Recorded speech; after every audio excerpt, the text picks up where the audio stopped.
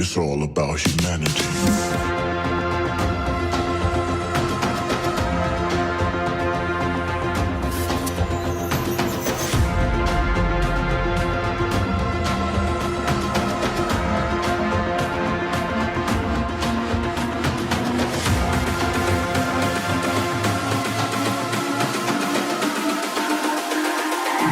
It's all about humanity.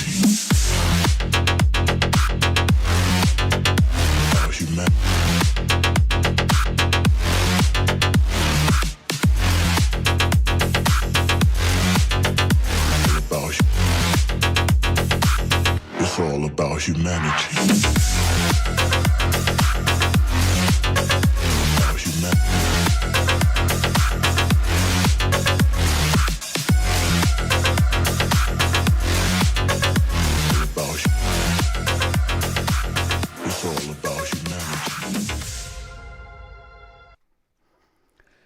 And we are live. Good evening, my Bitcoin friends from around the world. It is 6 p.m. here in the United Kingdom. I am Brian, the UK Bitcoin Master, back as always with my regular Bitcoin show every Monday and every Thursday at 6 p.m. UK time. It is great to have you all with me. I'm not going to mess around with this one because I know my guest time is valuable. So without further ado, step one.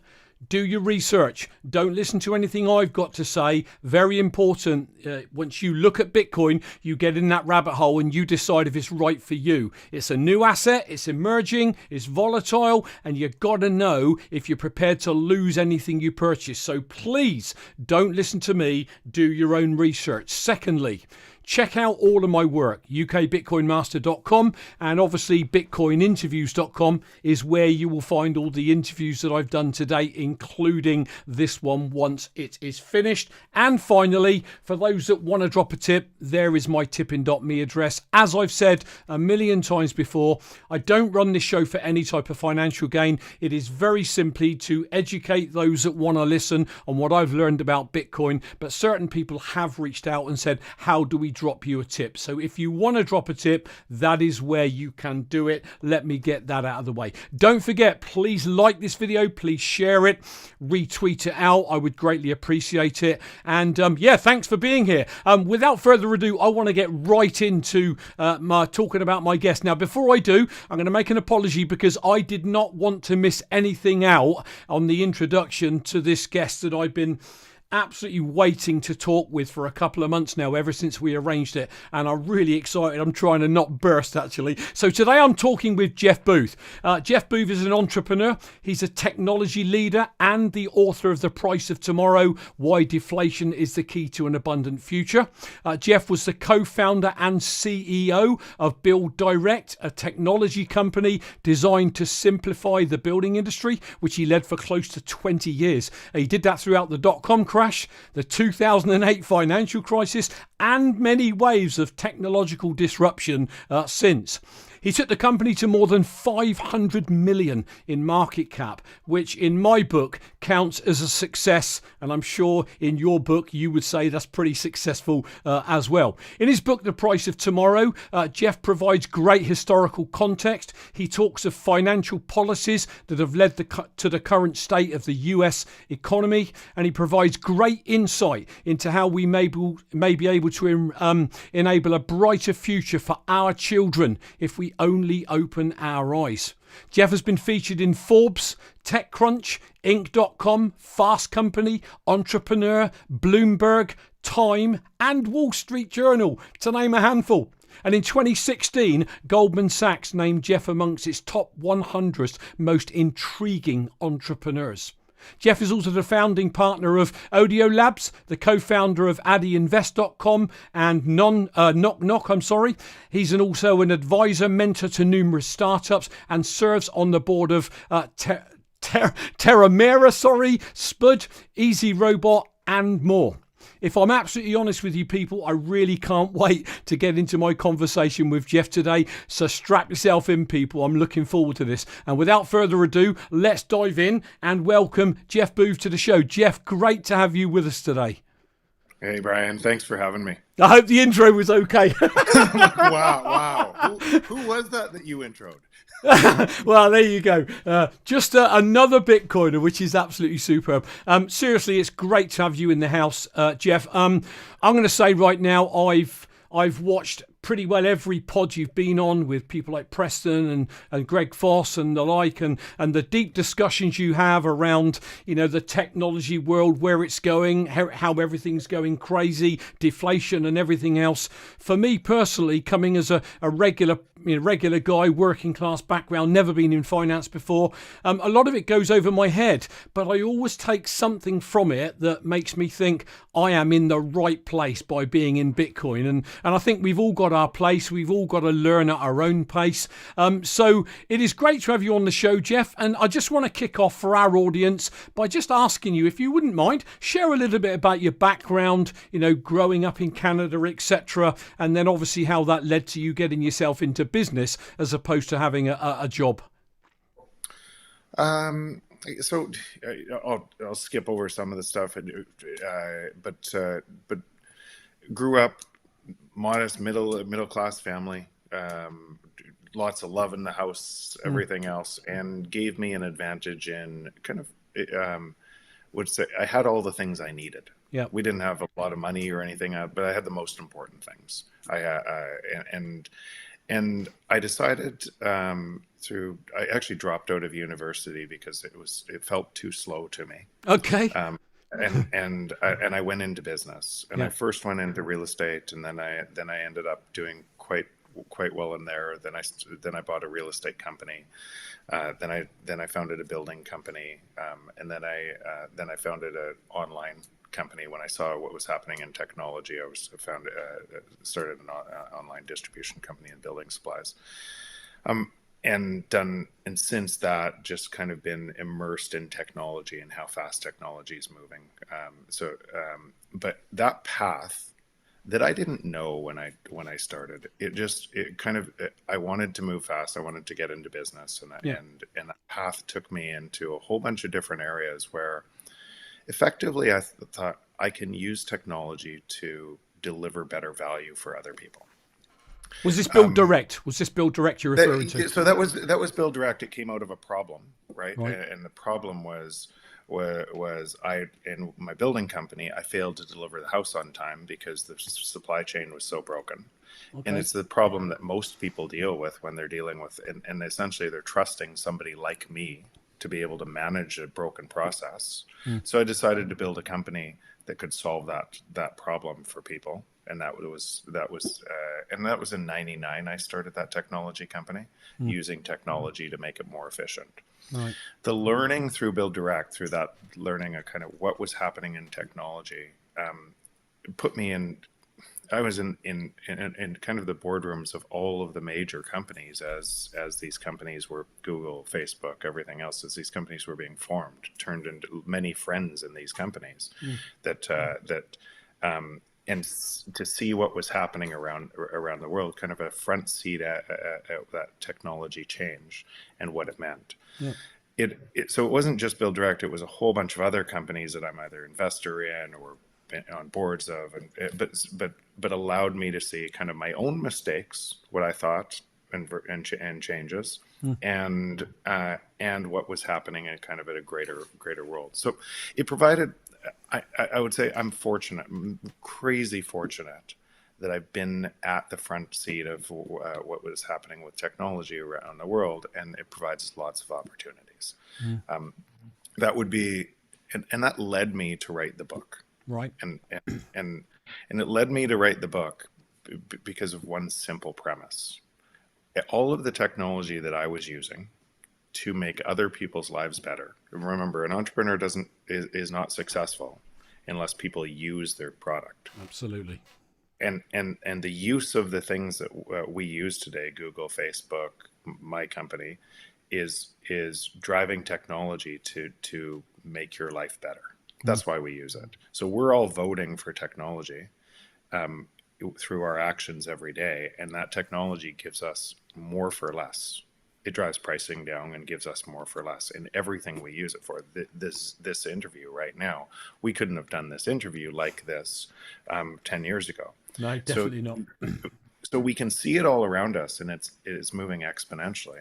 And I could not understand why, if that was true, which it was clearly true, why prices weren't falling around the world, right, everywhere. Yeah. And our time being saved as a result. And so I couldn't figure that out. And so, and when I say I couldn't figure it out, I get really curious about something that I can't figure out, and I want to chase it down to the ground. Yeah, sure. In fact, Get it? Yeah. in fact, that's what an entrepreneur does. Yeah. They look at a world that is working one way, and they say, "Wait, why is it working this way? It should work this way," and they create a new world. Yeah. Or they create. And so, and if people move to that new direction, the venture is successful. If they don't, it's not successful. So I couldn't understand why prices weren't falling everywhere. And on the chase to understand why prices weren't falling everywhere, I realized, first, I talked about it for a long time, and with anybody who would listen, government, friends in technology, everyone who would listen. It was like a 10-year, why won't people talk about this? And then I decided, I got mad enough, and I wrote the book because I realized we were on a collision course for humanity, of two systems fighting each other. Yeah. One, a monetary system that we live in that requires prices to always go up or it fails, and one, a technology that was competing against that, trying to make prices go down. And so that was the thesis of the book that I wrote, and what would happen on the collision course of these two massive forces in our lives. Yeah. And us living in one system while measuring everything happening from another system. So did you write the book before you discovered Bitcoin then? So I actually had bought Bitcoin before before I wrote the book, but as you know, the book only has a paragraph about Bitcoin in it. Yeah. And that's because I'm constantly curious about what else could provide the transition. And I was curious even when I wrote the book. Right. Maybe I was thinking, okay, maybe I'm wrong on Bitcoin. Maybe it can be solved in a number of different ways. And so and I would say, since writing the book, just about everything, as you know, is played out exactly as written in the book. Yep. And it's made me, and what I've realized is, and I don't actually believe today that there is another solution other than Bitcoin. I don't. That could be a bridge to the other side. We can explain. We can walk in why, but the world needs a bridge to the other side, from one system to another system, because this system we're in cannot allow deflation. But deflation is a natural phenomenon out of technology moving faster and faster. So the system we're in has to concentrate more wealth and more inequality. Has to, and when that's not enough, it has to take more and more control. Mathematically, it has to. Yeah. And it can't change itself. There's no politician that can stand up and say, we're going to allow deflation, because if you allow deflation, the entire system, what we believe is money, is only credit. And so if you allow deflation into that system, the credit just resets, everything collapses. And so these are hard times for humanity to go through, because we have this pending collapse on an existing system that is going to collapse in one or two or three ways, but it's going to collapse no matter what. You see, when I say this to people, they think I'm brain dead. Yeah, you're just way in front of it. You're just way, and it actually doesn't matter whether you're working class, it doesn't matter who you are. If you're capable of actually just exploring, should technology save our time? Yep. Yes or no? Yep. And we can see every day it does. then why have we designed a system that must raise prices against that? Because essentially it's manipulation, and that manipulation must expand. When you have manipulation or corruption in base layer money, and base layer money is just a trade of our time. It's just an abstract concept for our time. Actually, we don't want more money. We want more of what we think money will get us, which is more time. Yeah. Right. Well, it's the one asset that no one's got enough of, and we can't stop it. TikTok exactly. next minute. So we want more. So we want more time. And what's happening is, so when you corrupt base layer money and you corrupt our time as a result, you could look out at the entire world and you could say, what must happen? What would the world look like if somebody is allowed, or if a number of people are allowed to corrupt our time and our money? And if you look out through that lens of what that looks like, you could see a reflection of that coming back at you in the world. And that's what it looks like. So you must have, if you have corruption in base layer money, you must, as a byproduct, have corruption everywhere. But how? Sorry to butt in. How do we create that bridge to those people, the masses out there that, ultimately, as a working class guy, I want as many working class people to try and wake up to, what's going on. But the problem we've got, and we already know this, is that the masses, the 90%, 80-20 rule, whatever you want to call it, they are blinded by the narrative that the mainstream media spin, that the government are going to protect them and the government are going to look after them. And, I just think maybe we won't ever change those types of people. Maybe. I sure hope so. I sure hope people like you, why I come on shows like that you're doing, is you're doing that job. And whether it's one person, 10 people, whether the one person that you connect with then brings on 3,000 people, all of these things move more people to open their eyes to what's happening. How do you make a difference, one person at a time? That's by the way, what was Margaret Mead's quote? A very few change the world. Yeah. And what's happening is those people are expanding, and that's actually what's happening on Bitcoin. The price is just a reflection. Yeah. I think I said a long time ago, it's a lagging indicator of the price is a lagging indicator of people's understanding of money. I love the thought. I love the fact that when I watch you on podcasts, the beautiful thing now, when I got in 2017, it was all Bitcoin price, Bitcoin price, Bitcoin price. I can watch a 90-minute, 2-hour pod now and nobody even mentions the price. It is all about the fundamentals, how it's changing the world, what's going on in governments. That's what I love about it. For me, Bitcoin's like a done deal. It is literally now how that is going to change the world over time that excites me. So now let's investigate. Let's go down to the depth of why don't some people see it? Yeah. Right. And so you say the masses that don't see it. So and let's just break that down from inflation, whether it's 2% inflation, 5% inflation, 20% inflation, is theft. Yeah. Right. Nobody votes for inflation. So, and why does that theft exist? Because that theft must exist in a monetary system, on a credit-based monetary system that must grow forever. Yeah. But it is a theft. And so there's a whole bunch of people that believe falsely that you must design a system around that theft for a productive economy. Right. And it's simply untrue, but people don't see it.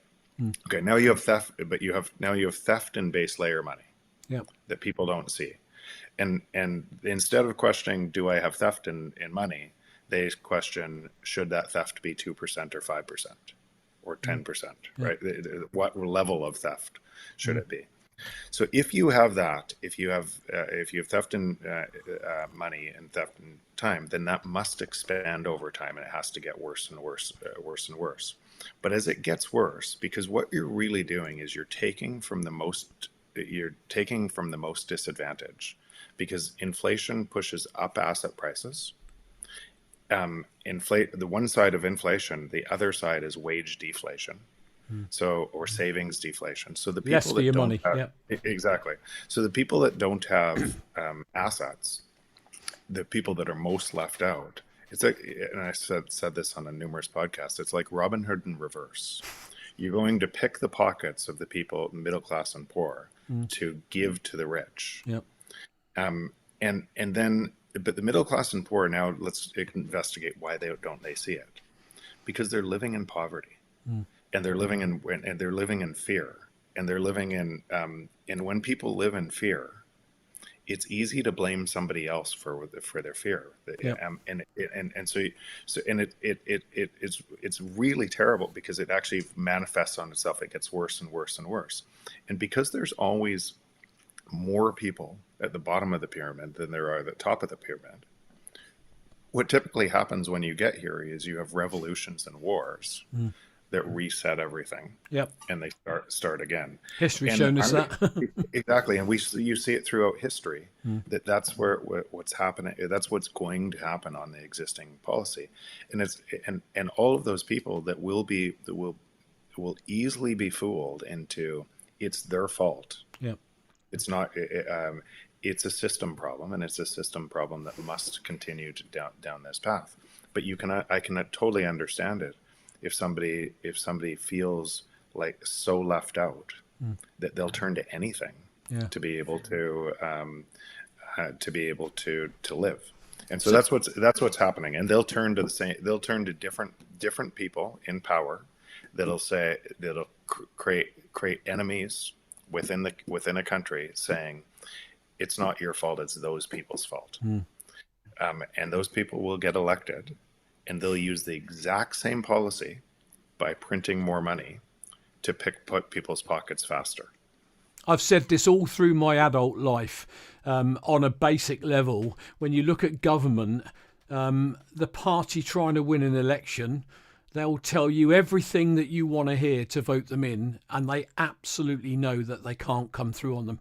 And then they'll just hopefully keep their noses clean until they get out, and then the next party come in, and it's this pendulum that swung backwards and forwards through all of my 40 odd years adult life. Do you know what I mean? And none of them are going to come through for the people, because I'm getting this now, Jeff. It's taken me to 62 years of age. Well, no, that's not true. I've been in this for nearly 5 years, but it's taken me all this time to understand that prices going up is theft. Like you say, your purchasing power of whatever currency you're holding is just diminishing over time. And the simple thing that I say to people is, look, your purchasing power is going down over time. Hold some Bitcoin, because of the way it's set up, its scarcity, etc. Over time, that's going to give you more purchasing power.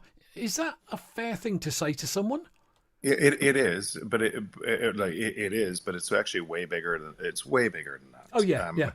And I that, but that bridge that essentially, so if go back to your comment about governments, it actually doesn't matter who's in power, because if somebody tried to get elected and said, I won't distort money, I will not let the central bank distort money, then the entire economy would collapse and every bank would fail.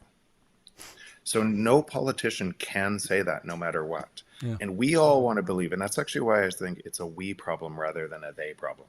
Right. We all want to believe that we can get more than we can from government. So we will elect the person who promises us more.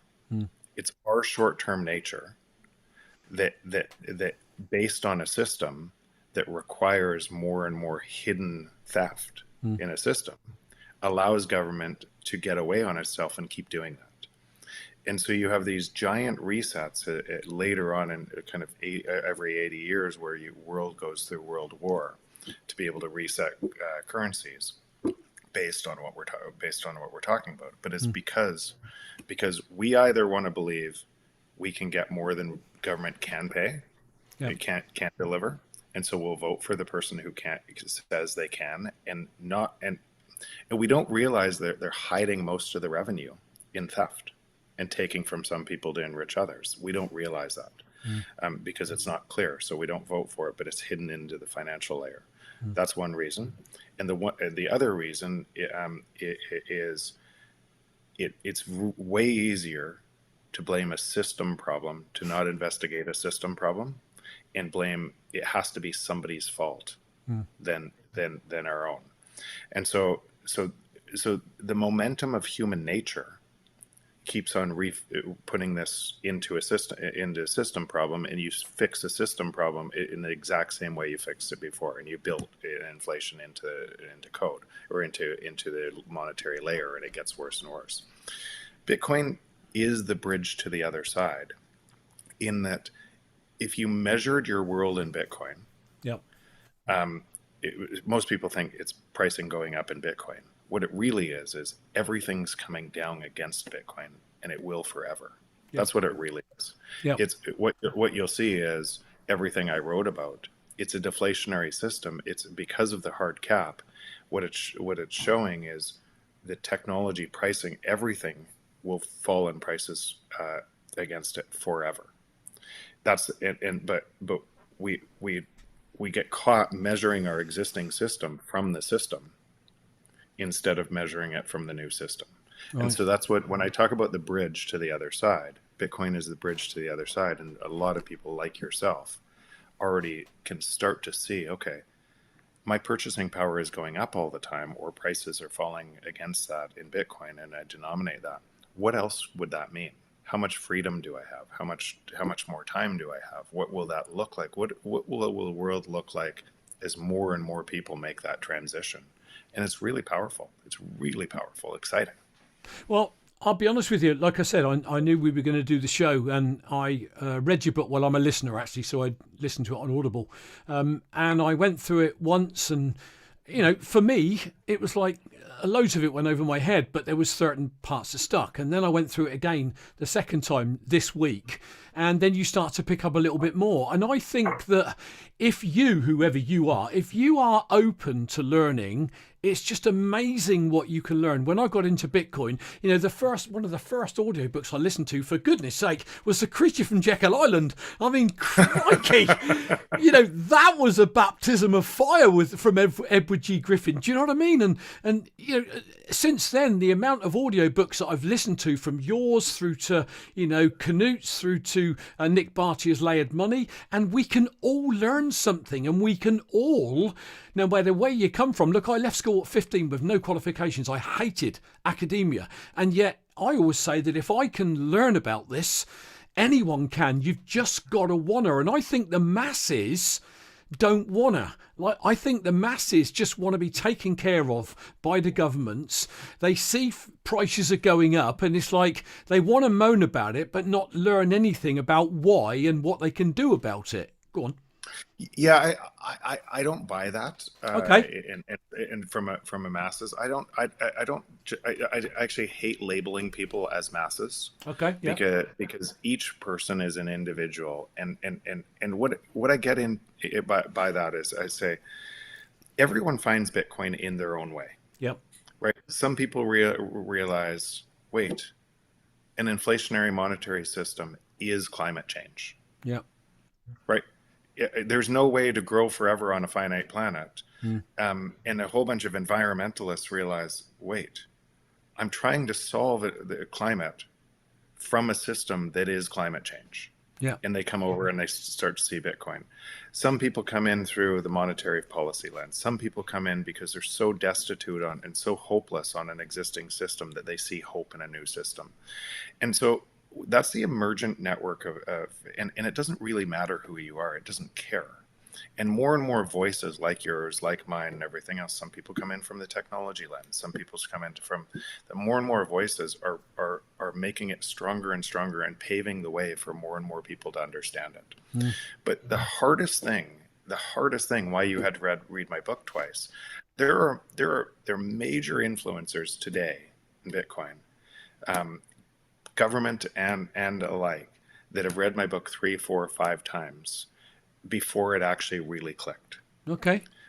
Because and why is that? Because we build a foundation of knowledge, and then we don't question our foundation of knowledge.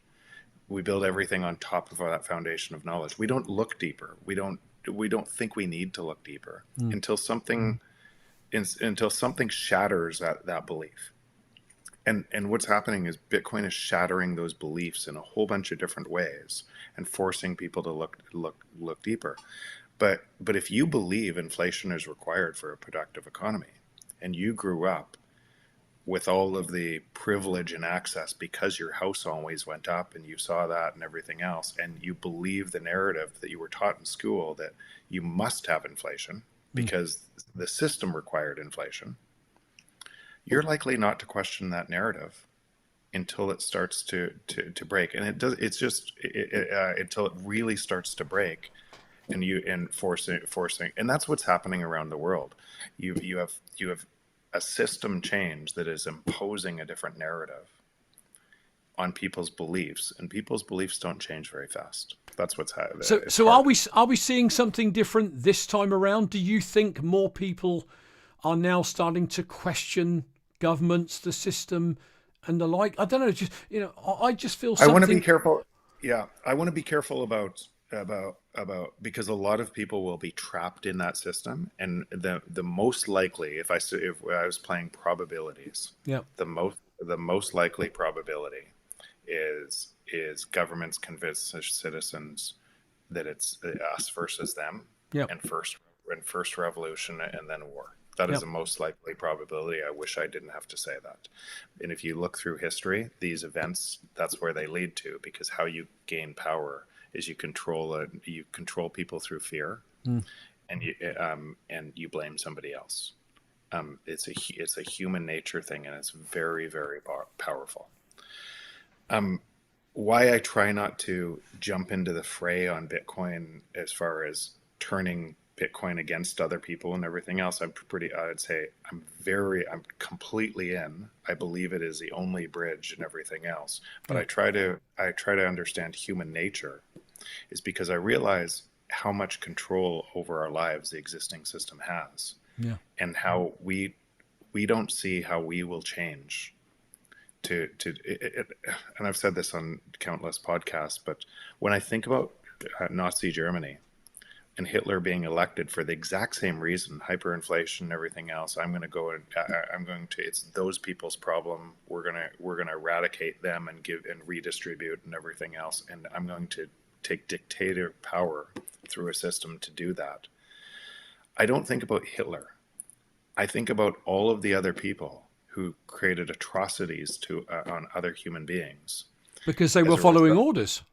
Because they were following orders, or they didn't stand up and say, and how powerful a group bias is, that we lose our way. I agree. And we're the same humans today as we were 60, 70 years ago.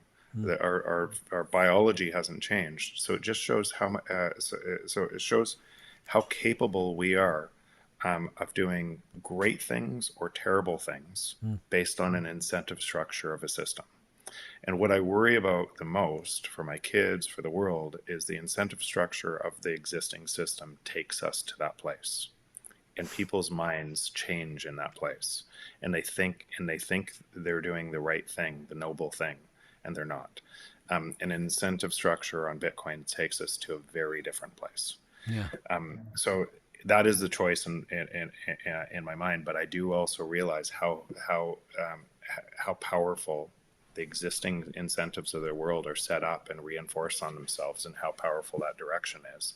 And so how important people fighting for Bitcoin, how important people advocating for it, for people to look deeper and understand it at that level. It's really important. I think that's a really good conversation point, actually, because we all go on about get more, this is a price, get more, this is a price. I think, this type of conversation is what we need to get more and more of out there, I think, and that's why I'm so impressed with when you're on pods. So where would you say we are in a potential transition right now?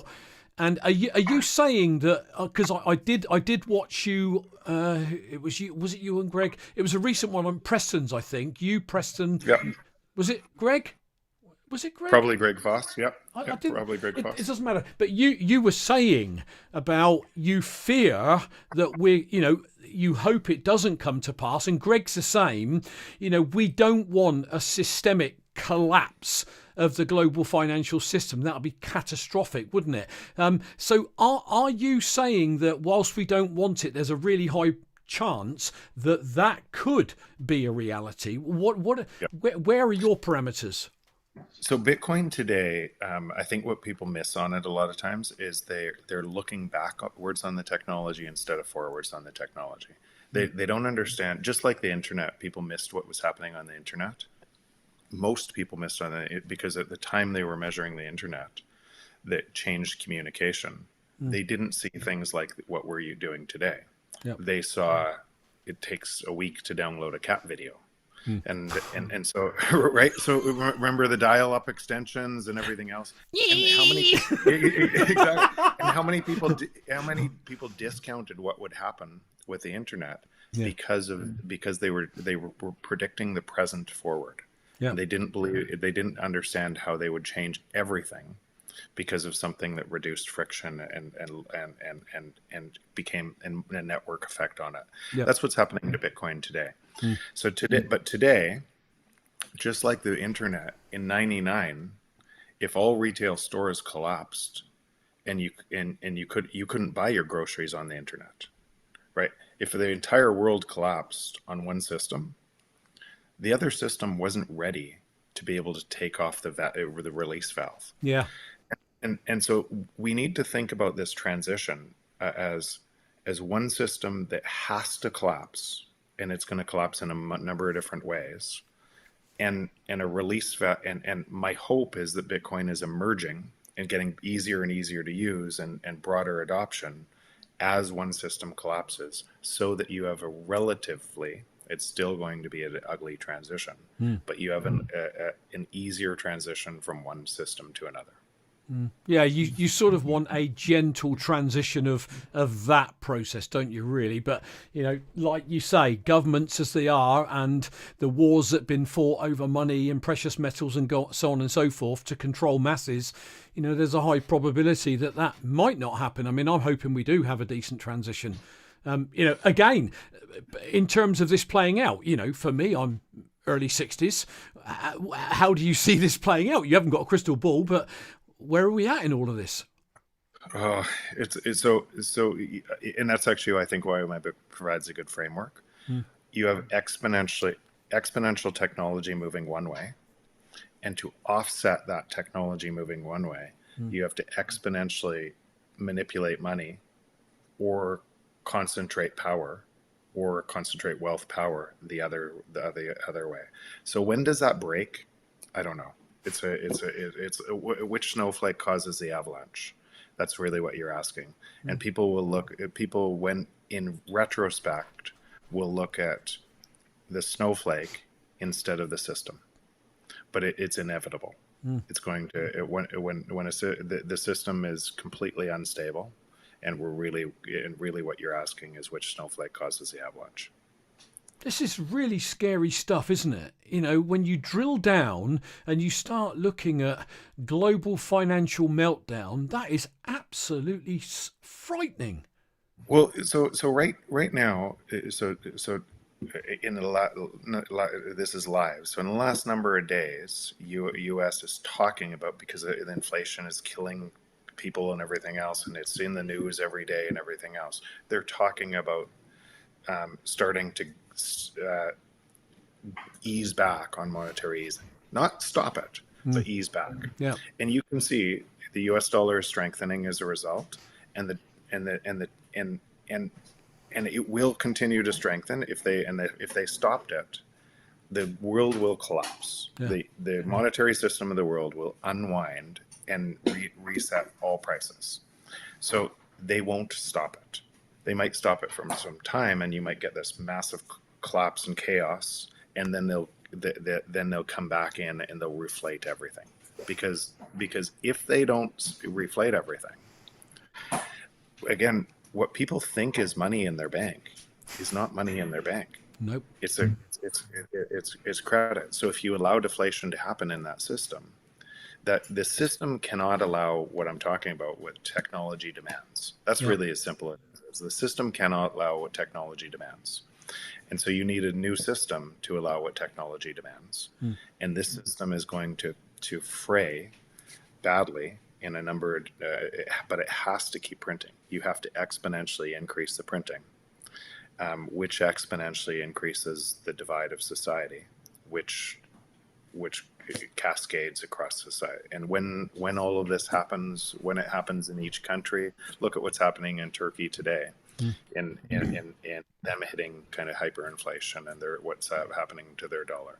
And this is just going to cascade around the world, unfortunately.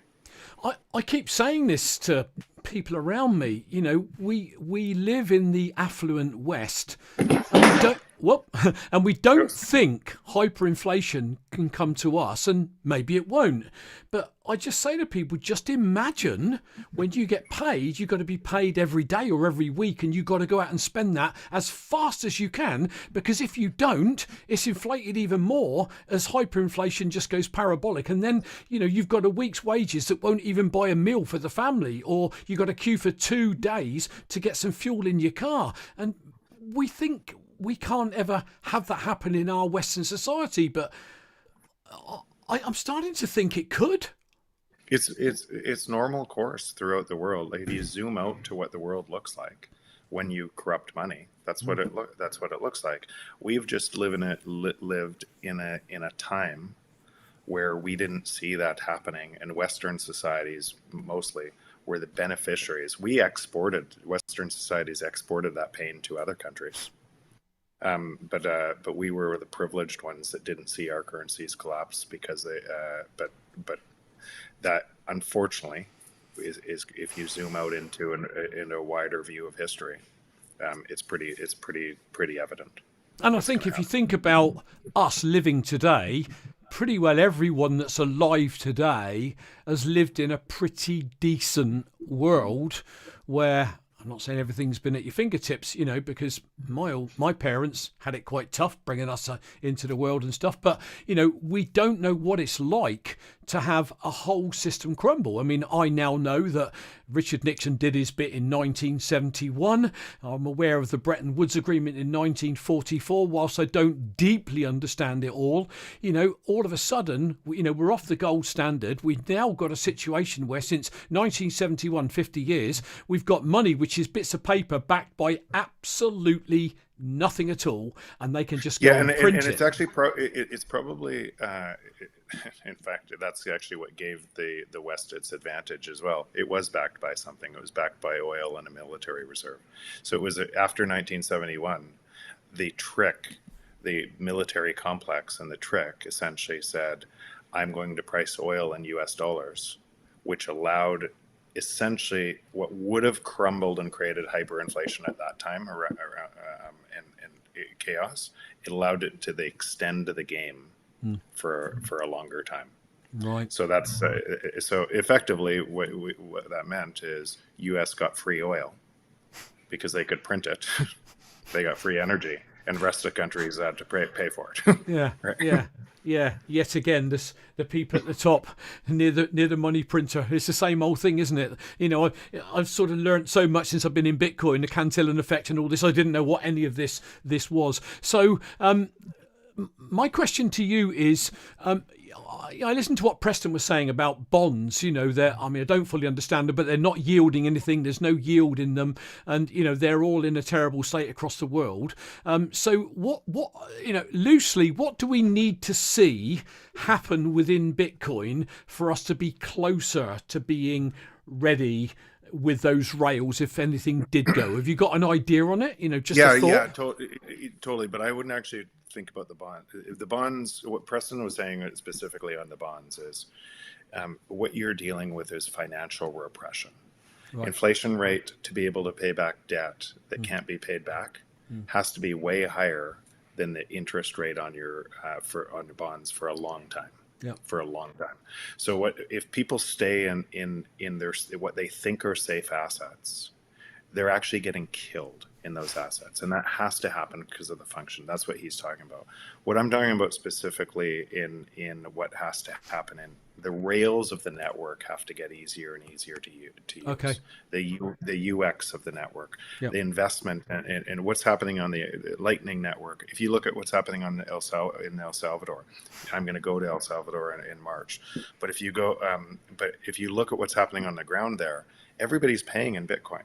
So there you have the rails of an economy that are starting to become easier and easier to use. That has to happen around the world, and the velocity, just like what I said on the internet, as it expands, as more people come in, it becomes an emergent network. More and more people invest in it. It becomes more stable. It becomes more people start to transact on it. And why would they? Because the cost and the benefit is so much higher than using the existing network. But that has to be accelerate all around the world to be able to transition. So do you marvel at what I call the immaculate conception of Bitcoin? I mean, everything about it. How did Satoshi, he, she, they, ever come up with this? I know there were, coins, the Byzantine problem they were trying to solve beforehand. I know there was other coins, Adam Back, had a go, and several others. But how the heck did Satoshi bring this to the world? I marvel at it. Yeah, I do too. But it's interesting if you actually follow that history, kind of that the technology history of moving into from the cyberpunks and into that. And I think that's actually how all innovation happens, right? You put together. Remember the Palm Pilot before the iPhone? Yeah, I do. Yeah, it's the same thing. And when we totally disregard something and go, that's useless, and then all of a sudden tweak, and something comes together that looks totally, and it changes our world. That's what Bitcoin is. It's a culmination of a whole bunch of things, a lot of work, and an insight that put a bunch together and said, wait, this is what it could look like. So when you think about what it is and what it does, and then everything on top of that layer, on layer 2, and where it's moving now, it's remarkable. But I think it's just like all innovation happens. It's a culmination of a whole bunch of things, and at the right time and place, things come together to create something totally different. It's almost like the BlackBerry. I loved it. And then the iPhone comes out, the smartphone comes out with the screen, and I've still got my old BlackBerry in the drawer, and I got it out the other day, and it's like, oh my Lord, did we really use these things? But we did.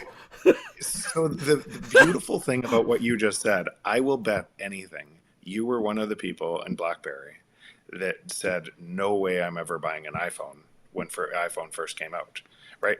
And it just goes to show, we think everybody else makes mistakes on technology. Yeah. Because we won't change our mind, but everybody else. But we change when technology gives us something that is way better.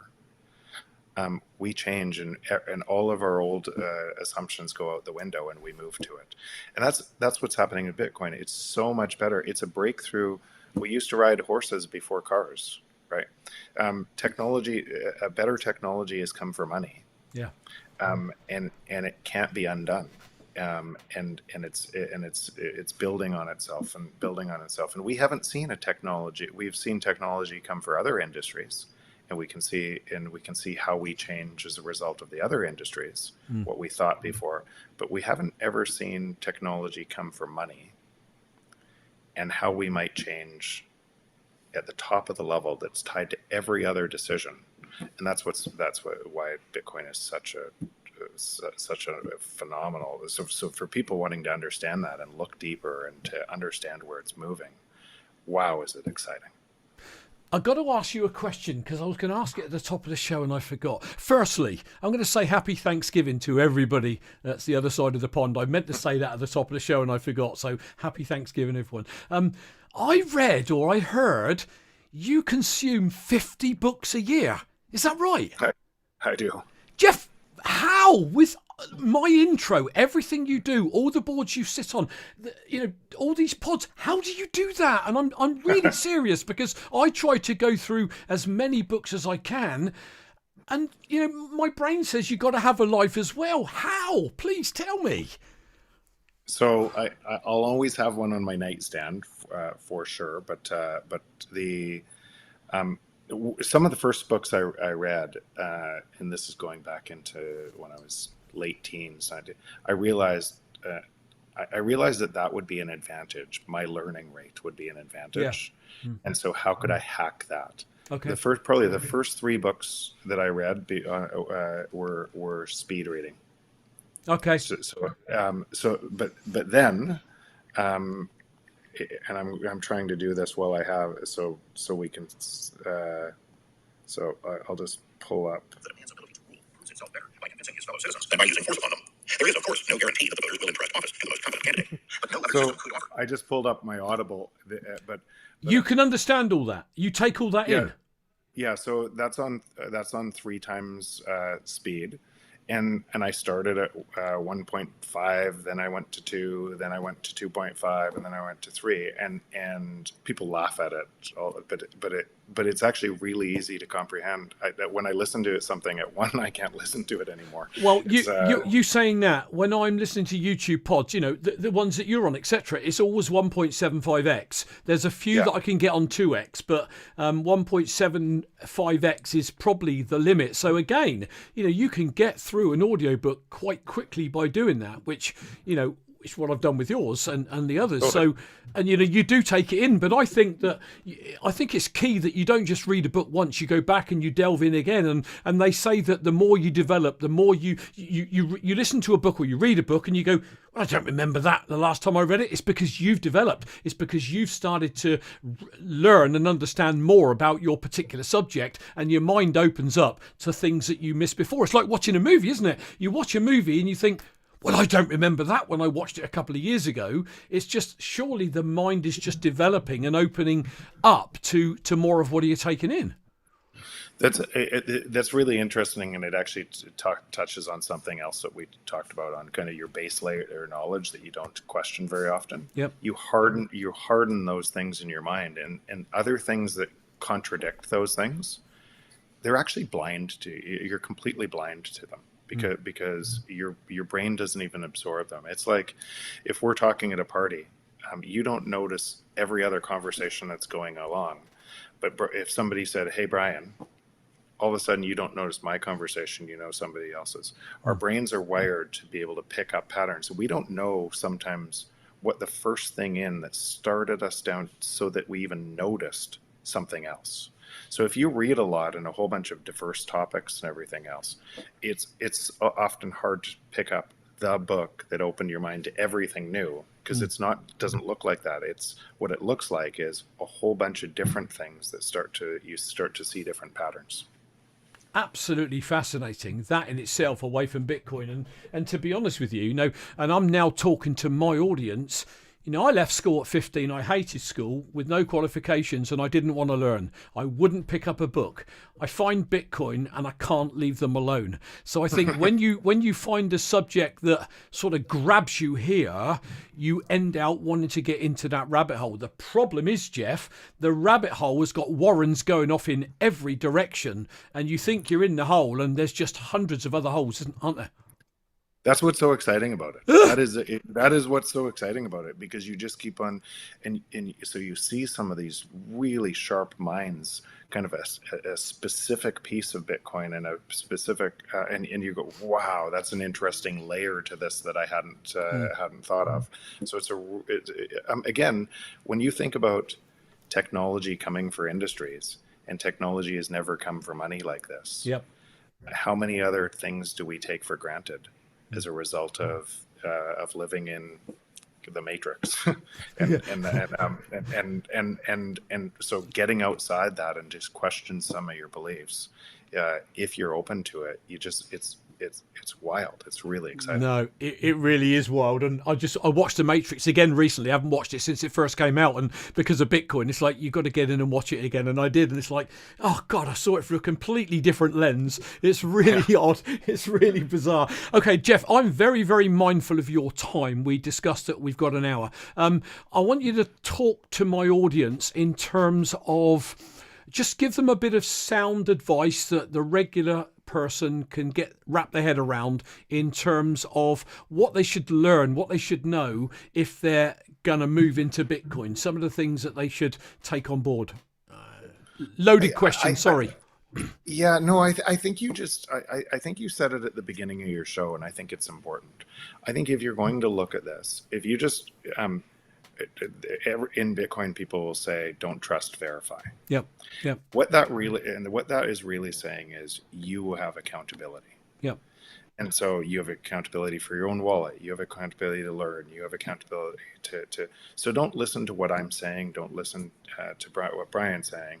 Maybe take some of it, and if it matches some of what you want to be curious a little bit more about, go learn. Yeah. And there are free resources everywhere to learn and start learn. And Brian, you talked about some of yours on your podcast, but they're everywhere. I love what you said about I dropped out of school. Today, education's free. Certification isn't free, but education's already free. Yeah. And for anybody who wants to learn anything about anything, it's literally all of the knowledge of the world is sitting there in front of you for you to go as deep as you want. So I would encourage people to start down that path. If you're going to take a bet on Bitcoin, then put a small amount in. Get off zero. Get a hard wallet. Get off zero. Buy a little self custody, and just watch it. But that'll incent you to start to understand it more. From understanding it more, you'll probably you dig deeper and deeper, and who knows, you might be way down the rabbit hole like myself and Brian are. I think, yeah, absolutely. I think it's like anything, whether you want to give up cigarettes, whether you want to give up drinking, whether you want to stop taking drugs, you've got to wanna, haven't you? And like you say, I think what people should do from, these types of conversations, any other podcast they find, is see if you can find a spark that ignites your thirst to learn. It's got to come from you. It can't come from us. We can say it till we're blue in the face. You need to get off zero, but you've got to wanna get in and do your own research. I totally agree. Jeff, it's been an absolute blast. Thank you. I appreciate it. Can you stick with me for 30 seconds while I quickly go and finish off the show? People, I'm going to go over to my desktop for a moment. I want to quickly plug this book. I know we're talking of the price of tomorrow, but Matthew's a friend of mine here in the UK. He's got a great book. You can see it here. I've got my copy. Check it out on Amazon, people. The Beginner's Guide to the Future of Finance is a really good book that explains a little bit about why you should consider Bitcoin. So do check it out. And finally, if I may, before I bring Jeff back up and we close the show, I love quotes, and I found this one, which I think is superb. Being with no one is better than being with the wrong ones. Sometimes those who fly solo have the strongest wings. Now, I'm not saying for 1 minute you need to go and fly solo. I simply mean, in my belief, and maybe Jeff will come from a different perspective, is that you want to surround yourself with people that are sort of like on the same journey as you are. That would be my thing. If you can surround yourself with, find some podcasts that you relate to, that you can learn from. I say to people, and I said this to my nephew, I don't know whether he's in the chat. I've got Jeff on and I'm in awe of Jeff, and I haven't even looked at the chat. I normally give some of my people in the chat a shout out, so apologies for that on this one. But if my nephew's in the chat, I said to him, go back to my very first video in April 2018. It was 3 minutes. It was horrendous, but watch it and watch the ones 8 minutes, 10 minutes, 12 minutes. And I'm just saying things like, getting it offline and keeping it, in cold storage on a wallet, why you should look at Bitcoin and maybe not altcoins. And if you did that and whizzed through them, in a few months, really, you could get yourself up to speed to where I'm at in my understanding, because all I've done is, as I've learned from someone, I've tried to pass that on through my show so somebody else can say, hey, I want to know more about that. And that would be my advice to anybody watching this. So, Jeff, your link to your Twitter is in the show notes already. Is there anything else you want to add? Anything you want to hand off to the audience before we say goodbye? No, probably that's the best place to follow me, just on Twitter at Jeff Booth. And I'd just reiterate, I'd encourage people to look deeper on this. It is important. It's very, very important. Wow. Jeff, it's been an absolute delight. We've got a couple of minutes to the hour coming up. So thank you, sir. If you just stick around while I put my outro window up, and then we'll have a quick 30 seconds afterwards. People, pound the like button, share this out. I implore you. We want more people to find these types of videos, particularly the people that are coming into the space that are new, that haven't got a clue. Somebody's told them about it. We want to put as many people on the right path as possible. And I think this conversation with Jeff today has done just that. So, Jeff, thank you, sir. People, I will be back on Monday, as always, 6 p.m. London with my UK Bitcoin Master live show. So join me for that. Whatever you're doing, wherever you are, have a great day, morning, afternoon, evening. Happy Thanksgiving to you guys over the pond. And I'm going to go with my outro. Jeff, I'll catch you on the other side. I'll be back on Monday, people. Thanks for joining us.